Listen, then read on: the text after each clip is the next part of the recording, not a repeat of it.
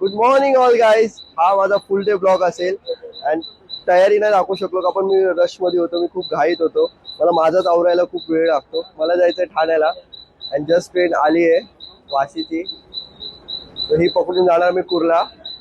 बाकीचं सगळं बोलणं ट्रेन मध्ये बसल्यावर करूया, पण ऑलरेडी मी लेट आहे. ते की झुंबा फक्त लाइटिंग सॉंगवर केला जातो आणि जिथे मी चाललोय शुभम सर ते ओनर आहेत, तर त्यांच्या नावाने शुभम सर त्यांनी क्रिएट केलंय.